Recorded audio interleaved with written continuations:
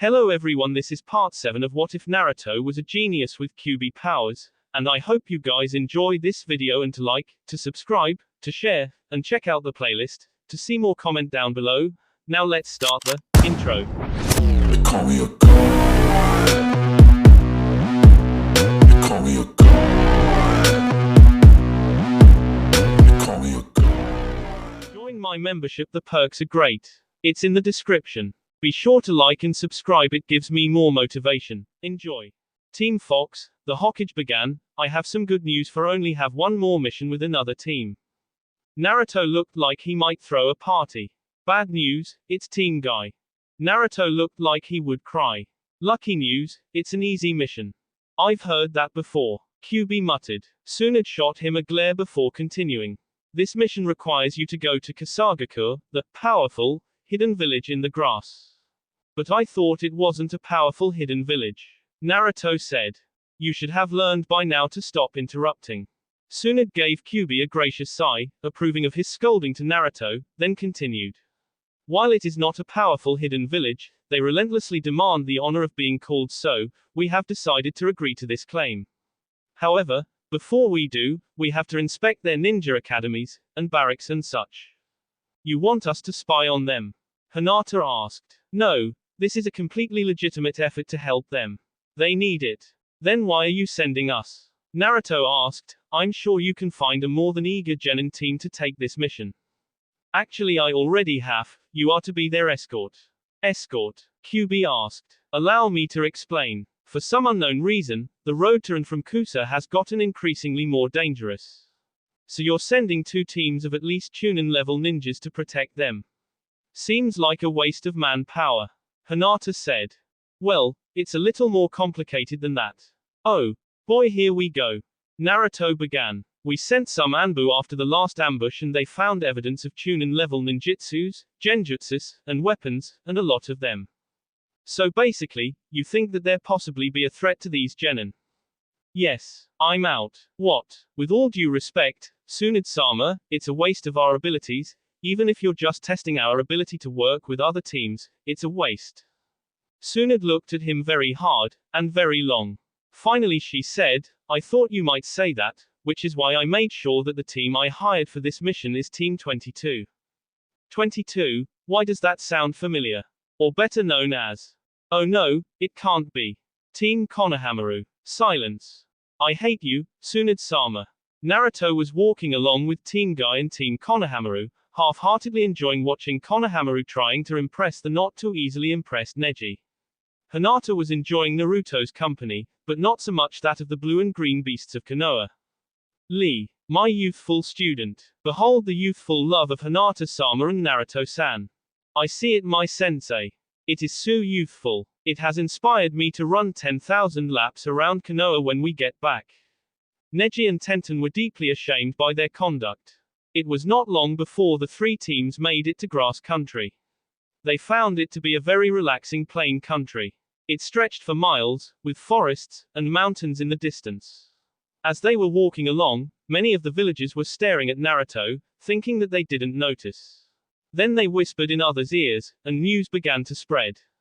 Hey boss, Konohamaru asked. Yeah, Konohamaru. Why are all these people staring at us? Simple, my dad.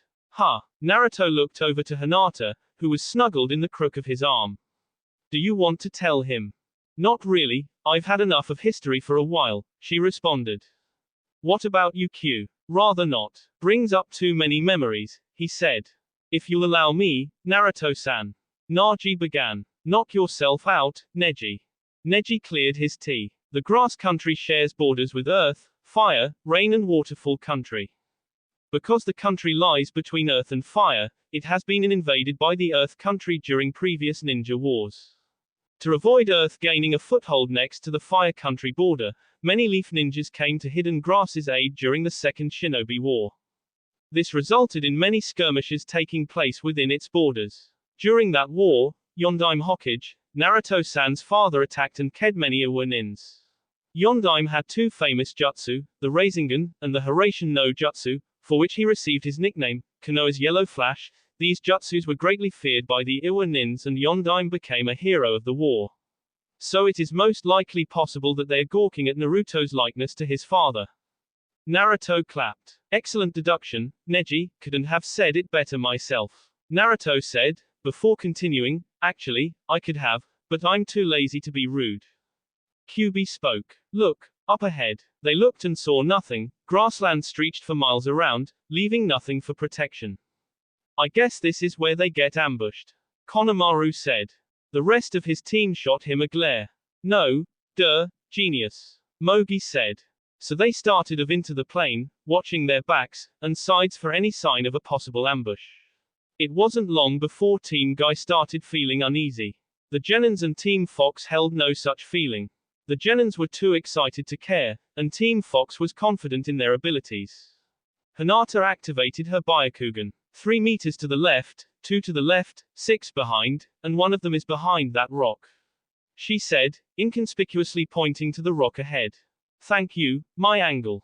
Naruto said before whispering to the other teams, Neji, you and Hinata take the back, Tenten, up front with the Genin and Ebisu, Guy, the left, Lee, the right. I'll take any that try to escape. Everyone nodded in agreement. They walked closer to the rock, remaining as calm as possible. When suddenly, a ninja jumped in front of them, hold it right there. Suddenly the 3 other nins made themselves known. Each one had a Kumo headband. However, the symbol on his Aura headband was crossed out, revealing themselves to be missing nin. Very interesting. Naruto said before yelling at the top of his lungs, attack. The group broke, Neji and Hinata both rushed to the back and engaged a kunoiki in a sly taijutsu match. Lee went off to the right and began to seriously beat that one, as did Guy of the left. The one from the front suddenly found himself staring at a very angry kunoiki with a very big sword in front of her. Not to mention the Genin, and their sensei. When he saw his men hit the ground, he decided it would be a good idea to retreat. He turned, just in time to have a foot smack his face. Naruto had come up behind him, just in case he decided to retreat, and kicked him hard. The poor man was sent flying over the whole party and landed in the dust, just to see 2 Hyuga with sly, Byakugan glares. He began running for his life. Naruto walked up beside Neji and Hinata. Don't touch him, I want to try something. Everyone watched the man run, waiting for what Naruto was going to do. Suddenly it happened. Naruto disappeared in a yellow flash. The ex-Kumo nin ran as fast as his legs could carry him. Suddenly there he was kicked in the jaw and sent flying upwards. He landed again, but not before Naruto made 4 clones of himself. N.A. The first one said, kicking the victim in the face. Me. The second on cried, landing his own kick. Ka. The third one, kicking also. Zay. The fourth one cried, his kick sent the missing nin into the air. Naruto. Naruto cried, Rasengan in hand. The helpless victim cried, unable to do anything, as the glowing blue orb approached him. Rasengan redden. The bright blue ball came sing down on the man, and sent him to the ground. Naruto landed with grace as his clones puffed from existence, and headed back to the opened mouth, eyes wide, shocked into a stupor teams. Naruto walked past them. Come on, we have an appointment to keep up. Boss. Konohamaru began, how did you do that? Naruto turned, smiled and said, Namika's family secret. The rest of the trip was uneventful. Hinata eventually became so bored she pulled out a tiny metal tube and began to tinker with it. Kyuubi decided it was time for some exercise and began running in the field as a good-sized fox. Tenten began sharpening a kunai. Ebisu secretly took out a small orange book and fell to the back of the party. Neji thought it was a wise idea to do so, seeing as how if Tenten saw that book, she'd K him. Lee and Guy, being rather enthusiastic, began a small contest to see which one could run around the group the fastest. Guy won, and when Lee came to claim second, Guy said he could not. Why not, Guy-sensei? Because Kyuubi was right behind when I won. NOOO. They finally made it to Kasagakure, where the Kasakage, as he tried to be called, met them. Welcome, welcome, I hope your journey was safe. Perfectly. Naruto said. That's wonderful news. He said. Yes it is, anyway, I have 3 genin, here that will check out everything, and see if it passes inspection. Why do they need to inspect? Quite simply, to be sure you can, for example, hold the Chunin exams here, or for instance hold off an invasion, the usual. Not to mention the plague, famine, natural disasters. Thank you, very much, the Kasakage said, interrupting Naruto's demoralizing speech. While you are here, is there anything I can do for you? Well, it will probably take them a couple of days to get the whole village inspected, so we'll need some hotel rooms, some food, you know, the essentials. Of course, anything else, we'll let you know. Later that night, in Hinata's and Naruto's room. At least they gave us separate beds, Naruto remarked, remembering how they promised to wait for marriage. Hinata replied, hunched over a desk. So, how is it coming? Naruto asked. It still needs some tweaking, she said as she picked up a small metal tube, glaring at it with her Byakugan. But, it'll work. That's good news. They sat in silence for a while. Then Hinata finally turned. Hey, honey. What? How did you do that earlier today? I thought you knew how the Hiraishin no Jutsu worked. I do, threw seals on those three-pronged kunai, but you didn't have any of those on you, so how? Well, you remember the time I kicked him and he landed in front of you and Neji? Yeah, well, right before I kicked him I began to write the seal on my hand. When I came up to kick him, I put my hand on his sandal right before I made contact, so that the seal would allow me to teleport over to him. Is that what you were testing? No, I was testing to see if I could use the jutsu. And what's especially cool about that seal is that it fades after 3 minutes from its use, leaving no proof for anyone to follow. That's cool, she said. Well, it's late, I'm going to bed. Okay, I better get some sleep too. I'll change out here, you can take the restroom. Thank you. They changed into their nightwear, kissed goodnight, then went to sleep. The next morning, the genin were studying several possible Chunin exam arenas, and were almost ready to report in. You got the notes, Udon? Konohamaru asked. Of course. Excellent, now let's get back to the hotel. They were walking along, enjoying the grass countryside. It was very peaceful enough for Konohamaru and Mogi to let the guard down. A pair of yellow eyes watching them grew very happy. The team walked along, oblivious to the danger that lurked so near to them. Udon suddenly felt a presence. He kept quiet, probably nothing. A shadow flew across the path behind them. Udon suddenly felt uneasy. Another shadow. They kept walking. They walked past an empty alley, amidst the glint of the light on cold, black steel. Udon felt it, someone slowly creeping up behind them. He had to act, he had to do something. He jumped. It was a good thing he did. A shuriken flew underneath him as he jumped into the air. Get them, a monstrous voice said. Udon began to run. He ran and ran. He turned his head, just in time to see the missing Iwanins capture his teammates. They were accompanied by a plant-like creature. Naruto was sitting in his room, watching the love of his life fixate on the small metal tube she had in front of her. Finally, after another critical Byakugan scan, she was satisfied. I think it's done. Really? All I have to do now is test it. Wonderful, I can't wait. One day it's going to be a Namikaze clan relic, and... The door shook under an urgent banging. Naruto opened the door. It was Udon. He was bended over, and panting. He had run the whole way there. Udon, what is it? Missing, gasp, Iwanins, pant, plant person, gasp, Konohamaru, and Mogi. Naruto picked him up and stared into his eyes. Where? Down the street, by arena. Naruto turned. Hinata, call the other team, this is an emergency rescue mission. I'll leave tracks. Where are you going? There are 3 things that nobody messes with, my food, my fiancé, and my friends. I'm going hunting. Kyuubi was walking down a street, enjoying the view. When suddenly he received a mental message from his tenant. We're going hunting. What? Have you gone insane? Neither of us have any idea what that'll do to you. You could s. Kyuubi suddenly received a flash of memories of Udon, sweaty, panting, and a worried look in his eye, pleading for help. They're our friends, Q. They need our help, and even if it KS me, then so be it. The memories were convincing. Fine. Kyuubi slowly faded from view. Naruto felt him enter. Let's do this. He began to change. His chakra levels jumped. He began to be covered in a red aura. He walked outside of the building, and was heading down the street. Out of the aura, a tail formed. His fingernails had grown longer and sharper, until they were almost claws. The whisker marks on his face grew thicker. Then another tail. He kept walking. His eyes were red and he began to crouch. A third tail. Then the aura around began to get darker. Naruto's red eyes became a sulfuric yellow. The aura suddenly clung to him, acting like a second skin. A fourth tail. He abandoned crouching for running on all fours. He grew a snout, fur, razor-sharp teeth. A fifth tail. Naruto and Kyuubi had become one. Hinata nearly broke into the other team's room. The genins have been captured. Everyone jumped to their feet. Naruto went after them, and I think he's done something drastic. The teams gathered their equipment. Naruto doing something drastic did not bode well. They were following the scent.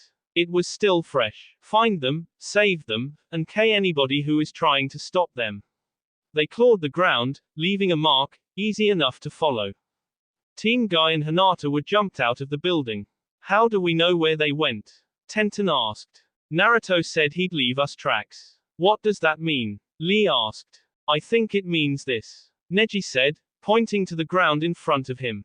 The team gathered and at Neji's feet were 4 long ditches in the ground, as if scratched in there by some horrific animal. Oh no, Hinata said, he did do something drastic. Zetsu watched his prisoners. Bite-sized portions, nothing more.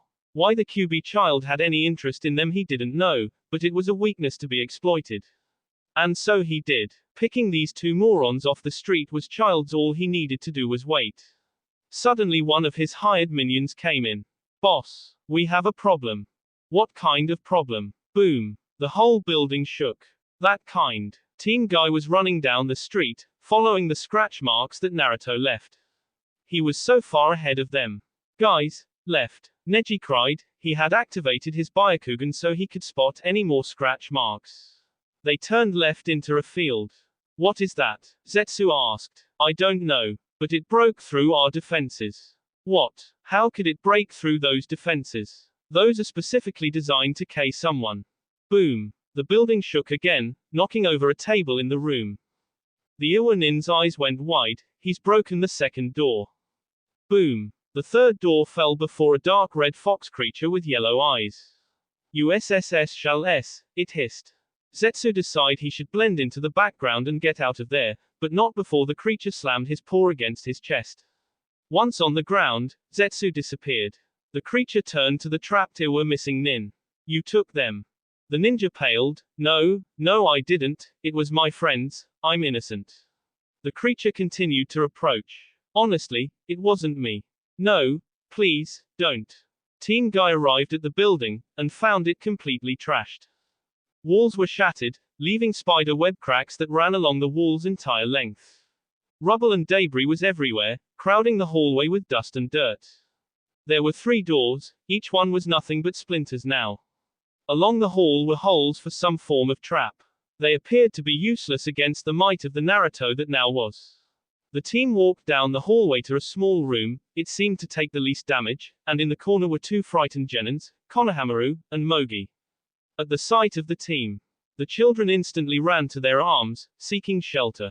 It was so scary, Hinata-sama. Hinata bent down. Shush, shush, it's okay, it's okay. She noticed something in the corner. Neji, take them back to the hotel room. He nodded and took him out. Neji-san, where's Naruto? Konohamaru asked. I don't know, Konohamaru, I don't know. Zetsu came out of the ground into a nearby plane. The wound in the chest that thing gave him had weakened him from going all the way back to headquarters. He smiled, he had cheated death yet again. That thing will never find me. Suddenly there was a light behind him, and before Zetsu could even blink, he felt the skin on his NS. Zetsu fell to the ground, his TS by 4, razor-sharp claws. Hinata did not wait long. There was suddenly a dark red flash and before her stood a 5-tailed beast. She sighed, Naruto, if you S on me, I'm going to be really mad at you. The beast turned, saw her then said, in a dark, twisted voice it said, I'm SSS sorry, Hinata, but they are my friends.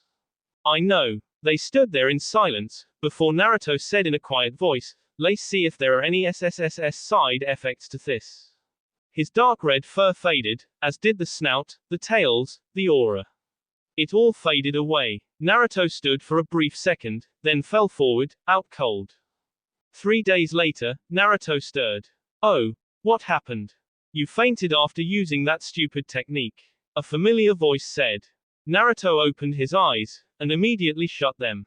The light in the room was too bright. He tried again and this time was successful at keeping his eyes open. He looked around, he was in a hospital bed. He opened his mouth to say something. Konoha. She answered the unspoken question. He opened his mouth again, and was able to get 2 words out before she harshly answered him, Are you mad? Yes. Naruto hung his head. But I can't stay mad at you, no matter how hard I try. Naruto looked up. Besides, you're getting punished enough. Naruto looked up at her, with a confused look on his face. Suddenly, Kyuubi's voice echoed in his head. Kit, apparently there are some side effects. I have no idea how long these will last. But Naruto ran to a mirror. A scream echoed in the hospital. On Naruto's head were 2 fox ears. His human ones were gone and had been replaced by the fox ones that stood on his head. You also have a tail, Hinata said. Naruto turned around, and barely saw the white tip of his newfound turned again, the same result. Hinata laughed, it looked like Naruto was chasing his tail. He looked at her. This isn't funny. Who knows what other side effects there are? On the bright side you have very sensitive hearing. Not now, Q. Come on, it's not that bad. Hinata said. Not that bad. Who knows what this will do to our family? All of our kids could have fox ears. Then the second generation of the Namikaze clan will be known for their hearing abilities. But, no buts. But, what did I just say? Naruto sighed, signaling his surrender. Hinata smiled, come on, let's go home. That will be all for this video. Be sure to like, subscribe, share, and comment down below for more videos. Goodbye.